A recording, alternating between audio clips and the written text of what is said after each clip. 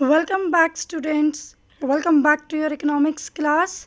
Today we are going to start the chapter of theory of demand.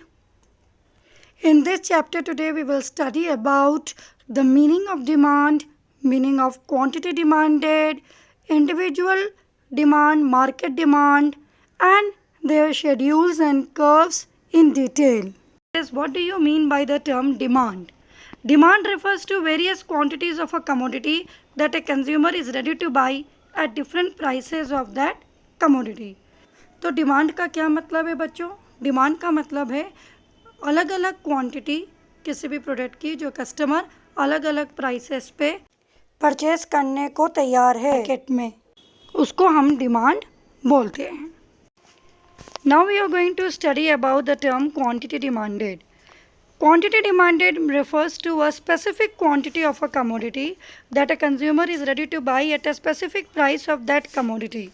That means जब हम किसी भी product की एक पर्टिकुलर क्वांटिटी परचेज करते हैं, डिमांड करते हैं एक पर्टिकुलर टाइम पीरियड के लिए एक पर्टिकुलर प्राइस पे. फॉर एग्ज़ाम्पल जैसे हमारे यहाँ दूध आता है, हर रोज़ एक पर्टिकुलर क्वांटिटी एक पर्टिकुलर प्राइस पर आती है, तो that is termed as quantity demanded. या किसी की बंधी हुई मेडिसिन्स आती हैं तो that is termed as quantity demanded. Now we are going to study about the types of demand. First individual demand, second market demand. It means individual demand refers to the demand of a commodity by an individual consumer, and market demand refers to the demand of a commodity done by all the consumers present in the market. Demand of a commodity can be represented in the form of a table or tabular statement through demand schedule and graphically by demand curve. Now students, you can see I have written at the top demand. इसमें मैं आपको बताने जा रही हूँ individual demand schedule आप कैसे बनाएंगे, मार्केट डिमांड शेड्यूल आप कैसे बनाएंगे. अब आप बच्चों इंडिविजुअल डिमांड शेड्यूल देखिए. इंडिविजुअल डिमांड शेड्यूल में the demand is made by one single consumer present in the market. ये कौन है? ये हमारा सिंगल कंज्यूमर है.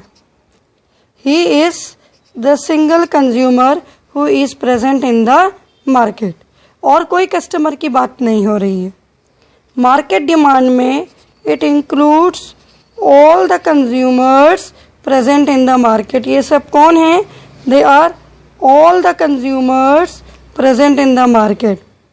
All consumers, all customers present in the market constitute market demand.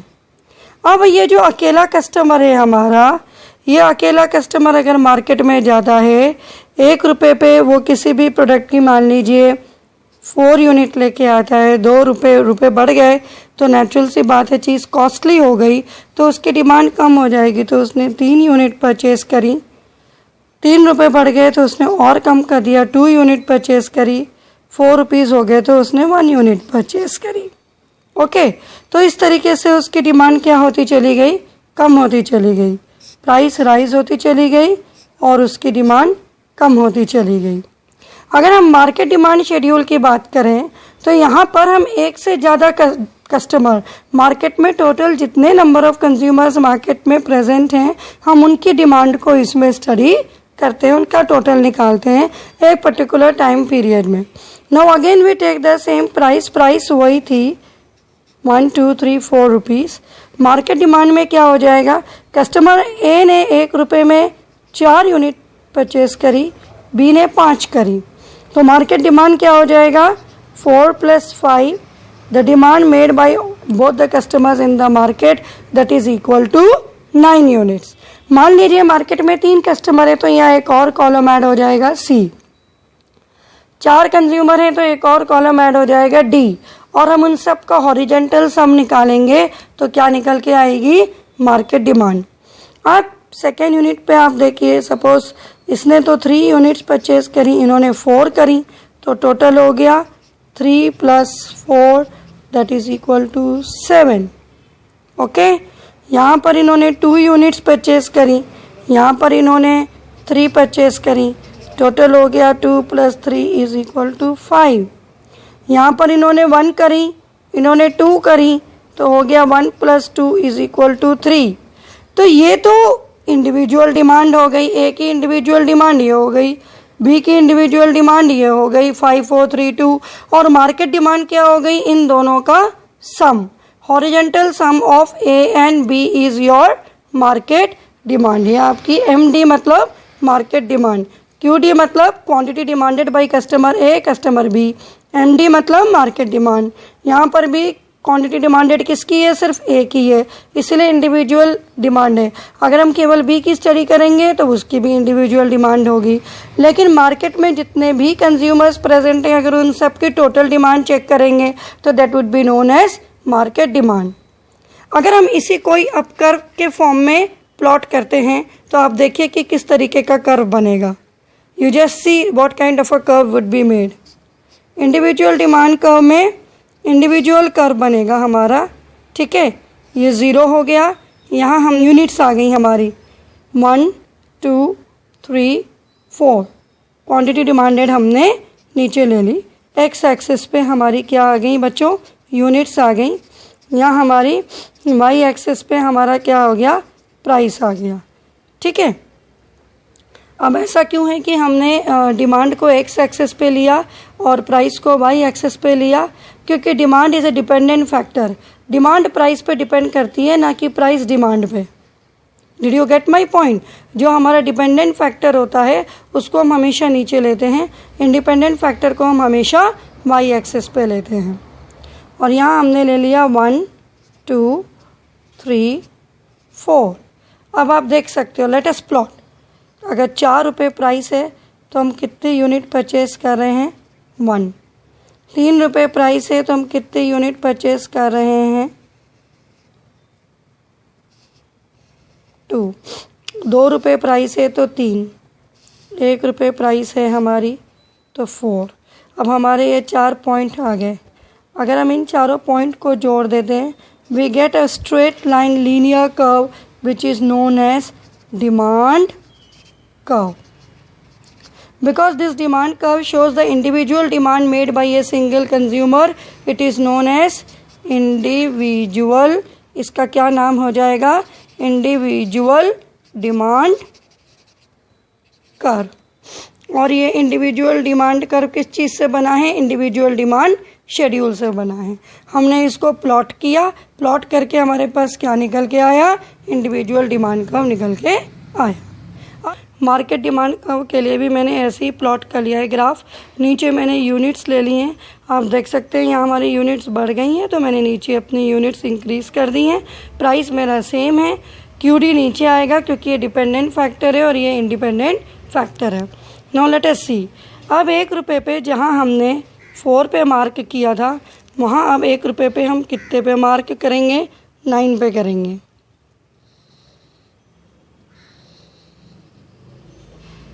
1 से perpendicular ले जाके हमने किस पे ड्रॉप किया, 9 पे।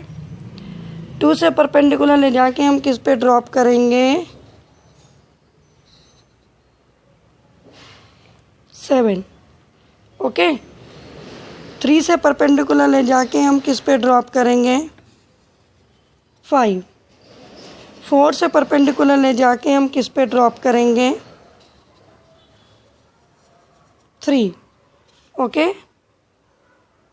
I am just drawing the curves with free hand, so they are a bit shaky, but when you will draw in your copies, they will come in perfect straight line. Okay children?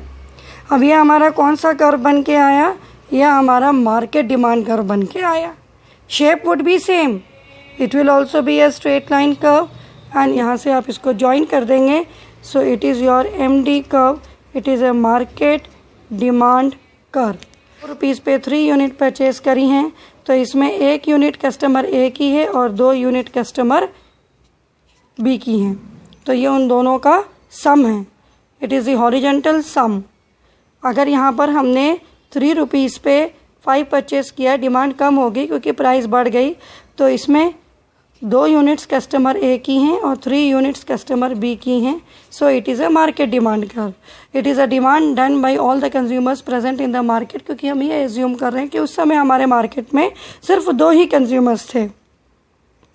यहाँ पर हमारा हो गया 3 + 4 that is equal to 7।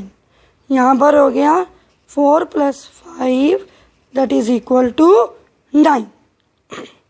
तो इस तरीके से हमारा मार्केट डिमांड का प्लॉट हो गया by the total of the quantities which are purchased by different consumers in the market present at that period of time. जैसे हमने ये ए कस्टमर का कर्व बनाया, अगर ऐसे ही मैं बी कस्टमर का कर्व बना दूं और इनका हॉरिजेंटल सम कर दूं तो वह एग्जैक्टली इसके इक्वल आएगा, because market demand curve is the horizontal total of the individual demand curves. Schedule में भी हॉरिजेंटल सम है और कर्व में भी अगर हम ऐसे ऐड कर देंगे तो ए और बी के कर्व को, हमने सिर्फ ए का कर्व बनाया, अगर मैं बी का भी इंडिविजुअल कर्व बना दूं, दोनों को साथ में रख के उनके ये पॉइंट्स ऐड करते चली जाऊं तो आपको ये मार्केट डिमांड कर्व मिल जाएगा। Friends, we are going to study the topic of individual demand function and market demand function. Now what is individual demand function? Individual demand function is a relationship, functional mathematical relationship of the demand made by a single consumer and the factors affecting the demand of a single consumer. Okay, उसको हम individual demand function बोलते हैं। तो QD depends, QD मतलब quantity demanded, say for example for good X depends upon the function, function यानी कि जो basically function का मतलब होता है depends upon, इसलिए वो mathematical relationship बनती है कि this fact, the variable that we are studying on left hand side depends upon what factors that are represented on the right hand side. So functional relationship means the dependency of this variable on the other variables which is represented by F. जब कोई individual consumer किसी product को purchase करने के लिए जाता है तो वह सबसे पहले उसकी प्राइस को देखता है PX। हमने आपके नोट्स में इसका फुल फॉर्म लिख रखा है। PX means price of good X। अगर आप Y खरीदने जा रहे हो तो आप प्राइस ऑफ गुड Y भी लिख सकते हो। सो PX means price of good X। फिर उसके बाद PR price of related goods, यानी कि आप उसका सब्स्टिट्यूट खरीद रहे हो या उसके साथ कोई और चीज़, उसका कॉम्प्लीमेंट्री गुड डिज़ाइन कर रहे हो। मैंने शॉर्ट फॉर्म लिखी है कि आप प्रोडक्ट का सब्स्टिट्यूट प्रोडक्ट खरीदने जा रहे हो या उसके साथ डिमांड होने वाली चीज़ परचेज़ करने जा रहे हो। जैसे आप बॉल पेन की जगह जेल पेन खरीदने जा रहे हो या आप मिल्क के साथ शुगर परचेज़ करने के लिए जा रहे हो। तो पहला एग्जाम्पल सब्स्टिट्यूट गुड का है, दूसरा कॉम्प्लीमेंट्री का है। फिर उसके बाद हमें कौन सी चीज़ इफ़ेक्ट करती है? वाई। इकोनॉमिक्स में इनकम को हम आई से शो ना करके वाई से शो करते हैं बच्चों। It is the income of a consumer. जब हम अकेला पर्सन किसी प्रोडक्ट को परचेज करने के लिए जाता है, सिंगल कंज्यूमर, तो सबसे पहले प्रोडक्ट की प्राइस देखता है, फिर उसके कई सारे सब्स्टिट्यूट कॉम्प्लीमेंट्री गुड्स देखता है, फिर इनकम देखता है अपनी पॉकेट में कितनी है, फिर अपना टेस्ट एंड प्रेफरेंसेस देखता है और ई यानी कि फ्यूचर एक्सपेक्टेशंस देखता है कि आगे जाके चीज़ सस्ती या महंगी तो नहीं हो जाएगी। तो these are the 5 basic factors upon which the individual demand of a commodity basically depends. अगर हम मार्केट डिमांड फंक्शन की बात करें तो that means what are the factors on which the market demand of a commodity depends. ये तो single consumer के point of view से हो गया। अगर हम पूरे मार्केट के पॉइंट ऑफ व्यू से सोचें तो डिमांड कौन कौन से फैक्टर्स के ऊपर डिपेंड करेगी? It depends upon the factors. Individual वाले तो कवर होंगे ही होंगे, साथ में कुछ एक्स्ट्रा फैक्टर्स कवर हो जाएंगे। PX price for the commodity that you are purchasing own good, PR price of substitute और complementary goods, Y income, T taste and preferences, E future expectations of change in prices, and D that means distribution of population। आप कह सकते हो population की distribution किस तरीके से हो रही है, थिकली पॉपुलेटेड है एरिया या थिनली पॉपुलेटेड है, नंबर ऑफ बायर्स ज़्यादा हैं या नंबर ऑफ बायर्स कम हैं, या फिर हम कह सकते हैं डिस्ट्रीब्यूशन ऑफ इनकम, इसको हम D से शो कर सकते हैं, या कुछ बुक्स में इसको बड़े Y और स्मॉल d से भी शो किया गया है, YD से भी शो किया गया है, big Y and small d। Distribution of income, कि नेशनल इनकम लोगों के बीच में प्रॉपर्ली डिस्ट्रीब्यूट हुई है या नहीं है। अगर लोगों के बीच में इनकम प्रॉपर्ली डिस्ट्रीब्यूट हुई है तो उनकी परचेजिंग पावर अच्छी होगी, और नहीं हुई है तो उनकी परचेजिंग पावर लो होगी। So these are the factors upon which the demand of all the consumers in the market depends. These are the factors on which the demand of an individual consumer depends. That is the basic difference between these two. दोनों ही mathematical relationships हैं, दोनों ही equation हैं, दोनों ही functional relationship show करते हैं, यानी dependency of this variable on these variables, these factors. I hope so it is clear now. This slide shows the factors affecting individual demand and all the factors affecting market demand, and the next slide shows the factors affecting the individual demand of a commodity. All 5 factors you can see. Now students, we are going to study the first factor affecting the individual demand of a commodity. The very first factor is the price of the own good. Now what is the meaning of this factor? In this case, the very first thing that we have to understand is whenever the consumer goes to the market to purchase something, if the price of that product is more, he purchases less quantity of that product, and if the price of the product is less, he purchases more quantity of that product. That means if the price of a product is more, it is rising, then the quantity demanded of that commodity would be less, and if the price of the commodity falls, then the quantity demanded of the product would rise. It means there is an inverse relationship between the price of the commodity and the quantity demanded of that particular commodity. It is a human nature. Whenever you go to the market, you realize that if something is costly, you purchase less quantity of it, and if it is cheap, you purchase more quantity of it. So that concept applies over here, and this concept is also known as a universal law, that is law of demand, which is given by a very famous economist Alfred Marshall, that other factors remaining equal or constant can also be indicated by the word equal. Other factors being equal or constant, that means if we only consider the effect of price of the product on the quantity demanded, we are not considering all the other 5 factors like price of substitute goods, related goods, PR. We are not considering this. We are not considering income. We are not considering taste and preferences and future expectations. These are non-price factors. We are only considering the effect of price factor. So if we consider the effect of this price factor and study this concept, then if the price of the commodity rises, then the quantity demanded of that commodity falls, and if the price of the commodity falls, then the quantity demanded of that commodity rises. Ceteris paribus, it is known by this famous term. These 2 slides show you the relationship first between the price and the quantity demanded, inverse relationship, and secondly the difference between the price and non-price factors. Students, now we are going to study the second factor affecting the individual demand of a commodity, that is price of related goods. You can see it is expressed by the symbol PR. Now what do you mean by the term related? Whenever you purchase a commodity, it can be replaced by some other commodity, or it can be used along with some other commodity.